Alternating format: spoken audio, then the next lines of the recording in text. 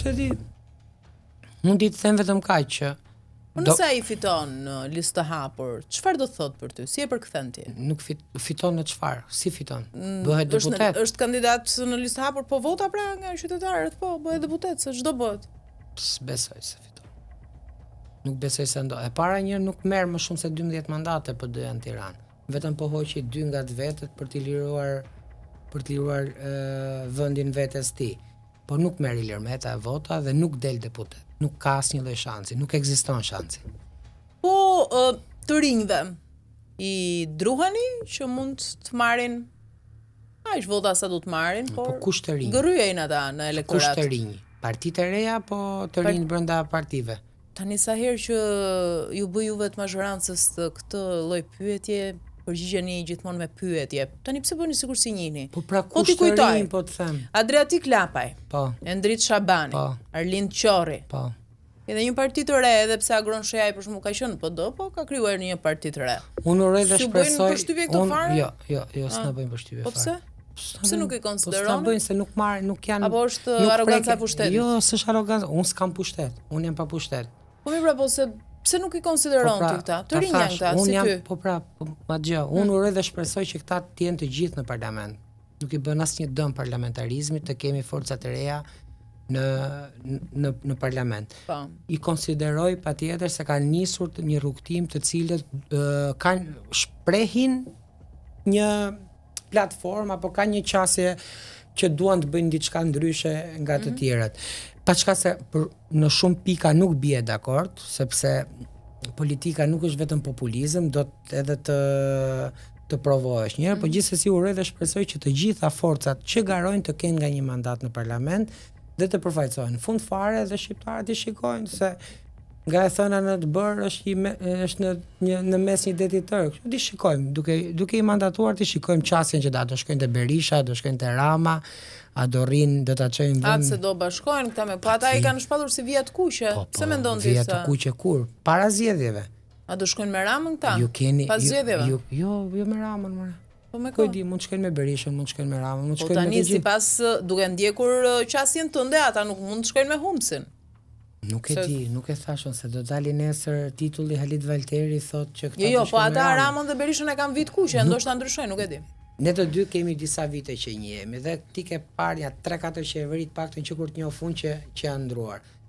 Ka pas vija të kuqe para zgjedhjeve, vija të bardha mbas zgjedhjeve, bëhen vije jeshile ato, bëhet jo po për hir të integrimit, jo për hir të kësaj, për hir të asaj. Kështu që le t'i lëm të lirë, se unë i kam dhe në Këshillin Bashkiak, partitë e reja. Po kishin vit kuqe para zgjedhjeve, pastaj në fund fare rrin mbas derës kryetarit të bashkisë. Kush e kush marrë hallet e veta, kështu që ti lëm të lirë shqiptarët votojnë, t'u japin besimin dhe në fund fare të zhgënjehen me pozitivitet me këta të rinj që përbetohen që do luftojnë si Skënderbeu në fushat e betejave dhe këtej e ka një dorë në Revani, një dorë në baklava. Ose në Kadajf. Ose në Kadajf. Tani, te rezultati për të mbetur, kur po bisedonim para nisjes së emisionit, kishe një pritshmëri shumë të madhe, jo vetëm për fitore të PS-s, por fitore nga këto me mazhorancë të cilësuar gati. Pse ke këtë pritshmëri, këtë bindje kaq të fortë, sa kohë kjo forcë politike kërkon mandatin e 4 dhe mban faturën e konsumit minimalisht mbi kurriz? Sepse njoh dhe palën tjetër. Kemi 2 ekipe në fushë betejë ose në fushën e lojës, po i bëj ekipe futbolli dhe shikoj cilësinë dhe fuqinë e ekipit tjetër që e njoh shumë mirë, e njoh, domethënë jam rritur atje, e di se si funksionon dhe njoh dhe strukturën dhe se si punohet, paktën prej 3 zgjedhjesh, 2 parlamentare, një vendore të këtij ekipi. Partia Socialiste është një parti shumë e organizuar, është një parti e cila nuk punon muajin e fundit fushatës dhe të ngrema të frymën revolucionare për të marrë votat, por është një parti sistematike, është një parti pranë qytetarëve, me të mirat, me të këqijat, me gabimet që mund të ketë, sepse konsumi i pushtetit 12 vjeçar bënd veten, por ditë them që është shumë herë më e përgatitur, është shumë herë më e mirë, ka emra shumë cilësor në krahasimisht me ata që kemi përballë dhe është pranë qytetarëve. Dhe unë do ta mbajmë shënim këtë dhe do ta diskutojmë pas zgjedhjeve. Partia Socialiste merr minimalisht 3 ose 4 mandate më shumë se në 2021 këto zgjedhje.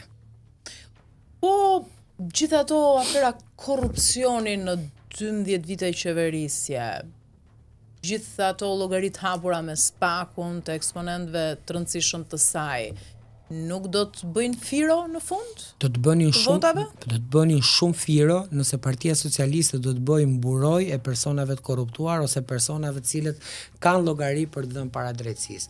Unë mendoj që Partia Socialiste e ka të qartë që kur është krijuar drejtësia e re, ja ka bërë të qartë gjithkujt, që nga pozicioni më i ulët i antarit deri te kryetari i partisë, që kushdo që ka llogaridhënie para drejtësisë duhet shkojë të mbyll hallet me drejtësisë dhe nëse del i pafajshëm të kthehet në subjektin politik. Nëse nuk del i pafajshëm të vazhdojë rrugën e tij për të kryer atë dënim që mund të marrë nga drejtësia. Kështu që ndryshimi jonë është që ne jemi garantori drejtësisë. Rama dhe qeveria Rama thotë që ekzistenca e SPAK-ut do të jetë, reforma do të funksionojë, mbështesim reformën ashtu si dhe partnerët tanë, ndërsa Këneta me bufin e saj ka çdo ditë me kukuvajka që i nxjerrin në qarkullim. Bufi simboli i mençurisë. Mençurisë, po ashtu, nëse është bufi, sipas bufit. Se ju e keni për buf shqiptar, nuk e keni për buf. Po me qenë Skënderbeu vinte bufi në flamur, nuk vinte shqiponjën, kështu që jo, e kam seriozisht, për shembull në Amerikë e kanë simbol të mençurisë se na i hapi sytë edhe Evi Kokalari para të ditësh. Po un po të them këtë gjë, që nëse se Evi tallet me atë pjesë. Nuk është se e thot seriozisht. Jo, ajo thot që e ka mësuar strategu i fushatës. Po tallet. Se Evi unë ndjek Evin dhe Evi tallet me Lasivita, me Salion, me Belon, se i ka njohur nga brenda dhe e kanë mashtruar, e kanë gënjur dhe i ka kuptuar se për çfarë e mbajnë Partitë Demokratike atë. Prandaj them që tallet, Evi shkret tallet me këta. Ideja është këtu që bufi dhe kukuvajkat thonë nga mëngjesi deri në darkë hardhucave dhe zhapikëve që i rrinë poshtë dritares, që ne do ta shkrijmë SPAK-un dhe premtimi elektoral i Sali Berishës për botën e errët, për kriminalët që takon Zeni nga mëngjesi deri në darkë, në për skutat ku fshihet i thot, na mbështesni neve sepse babi do ta shkrijë SPAK-un. Na mbështesni neve se përgjimet e Sky Encros dhe problematiket që keni me SPAK-un do të mbarojnë, do të marrin fund sepse plaku do ta shkrijë atë institucion dhe nuk do të ketë më drejtësi. Është deklaratë shumë e fortë. Po e kam thënë, nuk është hera e parë që e them. Është e vërtetë kjo. Patjetër, se nëse s'është e vërtetë do më kishin degdisur atje ku degdise. Mirë, se ti nuk i ri nga pas edhe i gjën ata tani se. Po, ti nuk. Deklaratë politike kjo apo? Unë jam te partia patronazhistëve, ne dim çdo gjë. Kështu që ju mburreni, krenoheni me patronazhistët. Po se nuk është që e keqe patronazhist. Dhe po ta dish patronazhimin e kemi filluar ne te PD-ja në 2009-ën. Po